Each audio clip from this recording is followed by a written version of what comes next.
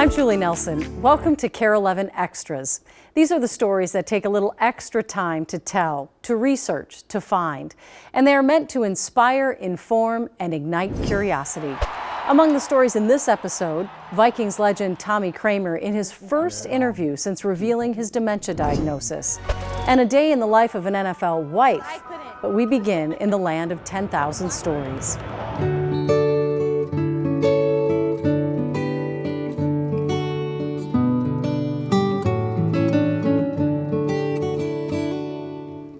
Many people work their 40 hours and get a paycheck.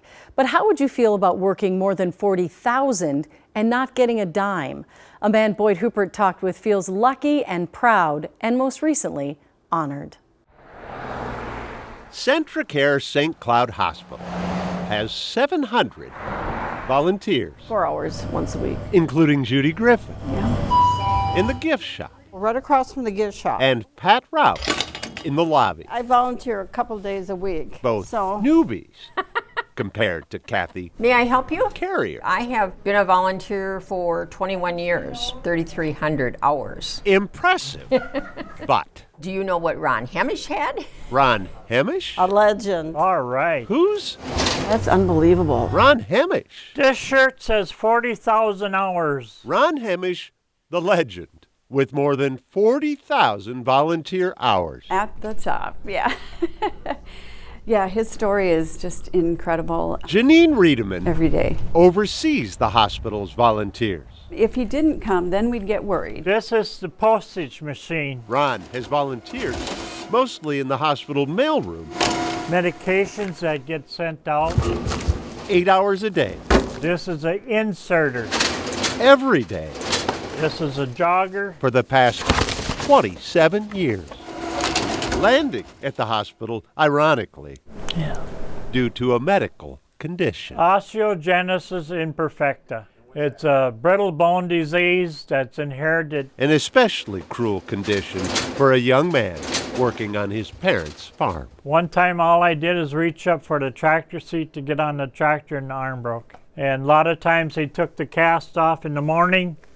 And at night I had it back on because I broke it again. Ron's doctor recommended a low-impact volunteer job at the hospital. Which is how the mailroom became Ron's home. Over the years, as he lost both of his parents and other family members, this has become a family to him. No marriage, no kids. It feels like family when I'm here. And feels empty now that he's not. It's been over a year already.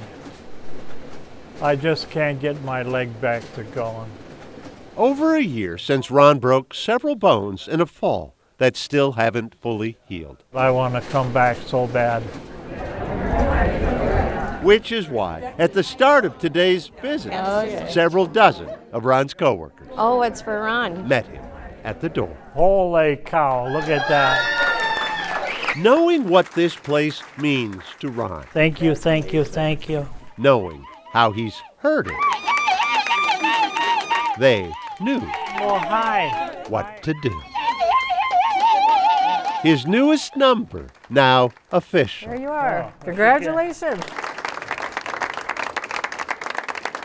And a new name for the mailroom. This mailroom is gratefully dedicated to Ron Hemish. Then Ron spoke I really enjoyed it. It was the best part of my life. with the words Uh, he said and the ones he didn't need to.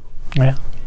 Ron looked at the plaque saluting his 43,566 volunteer hours and hoped it'll need an update. My goal is to come back yet. But now, even when he's not with his hospital family, Cheers. Ron Hemish will be. Thank you so much. Boyd Huppert, KARE 11 News, St. Cloud.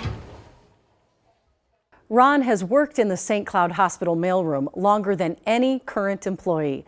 Several employees told Boyd that Ron, the volunteer, helped train them when they started their jobs in the mailroom. You can watch more from Boyd Huppert's Land of 10,000 Stories anytime on the KARE 11 Plus app for your TV.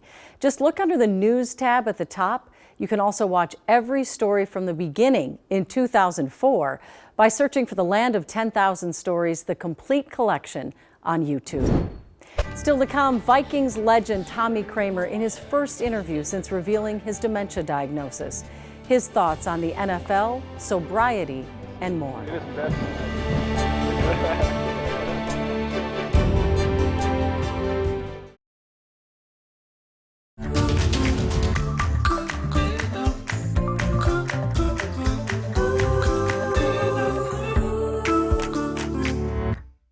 Tommy Kramer defined an era of Vikings football during his 13-year stint.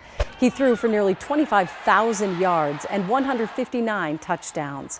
To this day, he still holds records for the Vikings. Now at 69 years old, he has entered one of the most unpredictable seasons of his life. Last year, Tommy publicly announced he was diagnosed with dementia. Tommy turned down all interviews with media at the time. Now, months later, our Morgan Wolf checked in on how he's doing. Time to watch some football, huh? The Vikings move the ball up. Who is your favorite wide receiver that you played with? Who's ever open? To many of us, it's a sport. Got to throw the ball faster. What did you say? Within 2 seconds, you got to dump the ball? 2.5. To Tommy Kramer, football was and is his life. Throughout his time as a Viking, 2-minute Tommy Kramer became known for his clutch late-game performances, starting with this one in one of his first big games in '77. Bud starts walking up. Kramer, get in there. In the last 8 minutes, we had 3 touchdowns. 3 touchdowns in 8 minutes? Yeah. And who could forget the miracle at the Met? Tommy's pass to Ahmad Rashad won them the Central Division title in 1980. He threw for 456 yards that day. How far could you throw the ball? 65. He was a Pro Bowl quarterback in '86, the same season that he had one of his favorite games against Green Bay. You don't really hate them, but you just don't like them. The Packers? Yeah. All these years later? Yeah. Tommy threw 4 touchdowns in the first quarter, scoring 2 more by the end of the game. And I was a gunslinger. A gunslinger playing in the heyday of the NFL. The hits were hard, and the long-term effects of them were unknown. To Tommy's surprise, he was diagnosed with dementia in 2023. Doctors told him he likely suffered 14 concussions. I just say, hey, whatever it is, I'm still here. You feel fine? Yeah. It is likely that Tommy Kramer contributed his dementia to football. Dr. Chris Nowinski has studied the correlation between sports and long-term traumatic brain injuries for decades. If you have a long career in football, if you play 20 or more years, the vast majority of those who have been studied have had CTE, and the ones who have lived into their 60s and 70s frequently have dementia from CTE. Harvard research backed by the NFL Players Association says that NFL players who played at least 10 seasons or more were twice as likely to have cognitive problems as those who played 1 season. I've recently been diagnosed with Parkinson's. Last year, one of the most recognizable quarterbacks in history made a major health announcement himself. We were always going to kind of keep it private, but after Favre announced, I talked with Tommy, and it was just good that we get it out there so it can help other players. Buddy Becker, a longtime friend of Tommy's, is who Tommy came to live with when he moved back to Minnesota several years ago. He took steps. They gave us steps, what we need to do, and he stopped drinking, which was big. That's really helped. A battle that spanned most of his life. Tommy's been sober for more than a year. Buddy says the NFL said they would get Tommy in to see their neurologist, but it was a 7-month-long wait, adding that Tommy's still waiting to receive clarity on medical coverage. Tommy's not mad at the NFL, hey, he gave him a good life, and stuff. It's not just him. There's other players that need help. The Texas native etched his legacy into Minnesota's frozen turf. And while his body bears the weight of those Sunday wars, behind his eyes, a familiar feeling of a perfect spiral and cheers from the crowd. A precious memory of the game that didn't just define his life, but became the very heartbeat of his story. We love him so much, and he's just so good for everybody. He's got the biggest heart of anybody you can imagine. Who knows how long are you going to live, All you got to do is have fun and wait for the best. When we asked the NFL about their benefits for retired players, they told us, quote, the NFL provides a comprehensive network of benefits to support former players throughout their post-NFL lives. Well, still ahead, the day in the life of an NFL wife.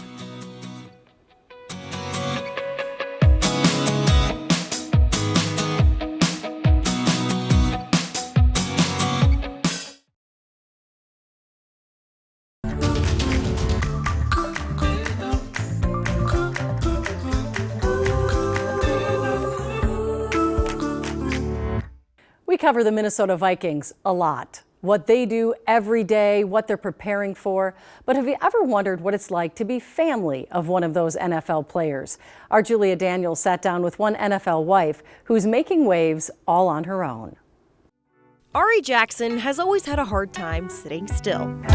At the ripe age of 17, 18. I worked with Lamborghini, and then I started getting into the event space, so I started doing marketing for big corporations, conferences, a lot of freelance work. You know, typical teenage activities. Since then, she's worn many hats. After a gap year, she headed to Nova Southeastern University, where she earned her bachelor's degree of science in nursing. Eventually, she gave birth to her son Aiden, and during the pandemic, decided to put nursing aside. From there, she got back into marketing freelance work and eventually became the COO of a marketing company in South Florida. That's when Theo's career actually started to take off. Oh yeah, did we mention she's also married to Viking safety Theo Jackson? Yes, I'm Theo's wife, and I can be a COO, and I can be a great mom, and I can be a business owner. But being married to a Vikings player means half their life is in Minnesota and the other half in South Florida. And on a plane once, if not twice a week. I started having anxiety attacks, and my body started to shut down. My son started to misbehave in school. Ari decided it was too much. There is like a common joke with wives that 80% of the time during the season, you are a single mom. So you're juggling single mom, juggling my career, juggling also having to be there for my husband. And it got to a point where I realized I had to take the back seat. And that was the hardest thing for me personally. I can do it all, but it's at the expense of my family now. Ari put in her 2 weeks as COO and decided to tackle being a mother and wife for a few months, before ultimately getting back into marketing and consulting on her own terms with her company, Novelist Muse. She's also now the marketing chair for Women of the NFL, an organization created to bring women and NFL families together. There is no resources. There is no community. And there's also just so many misconceptions about NFL wives. I felt like it was a group of women that understood, that there was a common understanding of what we go through and the moving and the picking up and going to a brand new city. The resume doesn't end there, though. A few weeks ago, Ari added Executive Marketing Director of Set Media, a lifestyle sports magazine, to the list. Oh, and she's 7 months pregnant. There's a lot going on in the Jackson family right now, specifically with me, but I feel like they're all blessings from the start. Just because Ari took a step back from her family doesn't mean she isn't receiving support from Theo. What ways do you feel like he pushes you? I think that with his support came a lot of, no matter what, I will have you. So no matter what you go through, no matter if this fails, no matter if you're stressed out, I will always be here. And she'll always be pushing herself to new heights. While taking a backseat for her family, Ari is still very much driving her career. In Minneapolis, Julia Daniels, KARE 11 Sports. When we come back, the day in the life of an NFL wife continues. This time with the story of a significant other exerting her influence on fashion.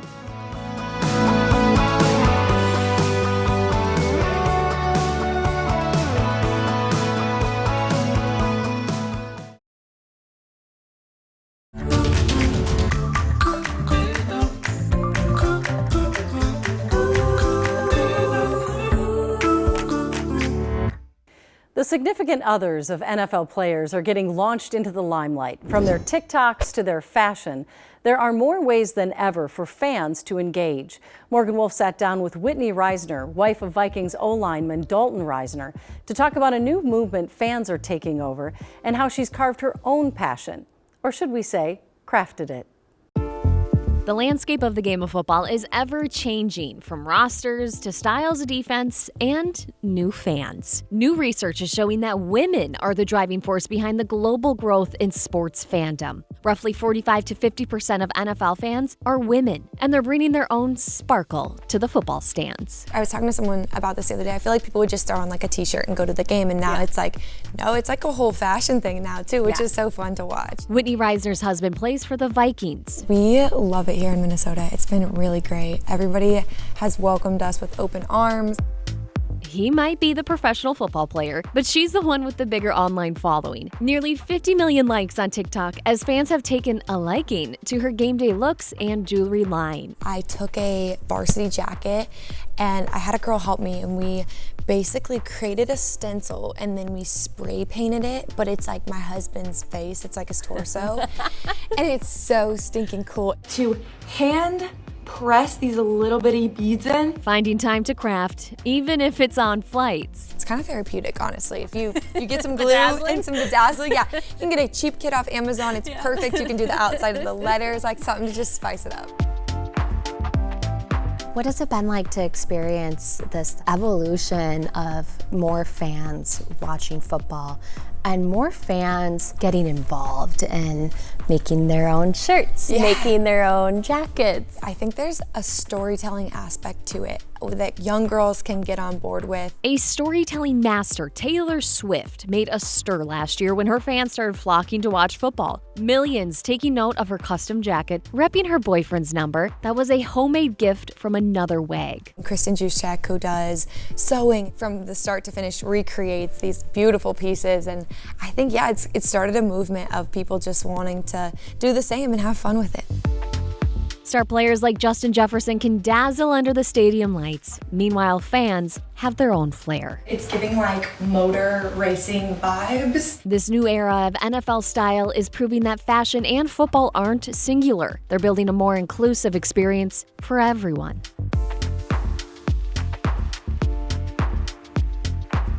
If you shop online, we have a buyer beware. Rena Sargentopoulos sat down with the folks at Consumers Checkbook to talk about something you might have noticed recently on Amazon.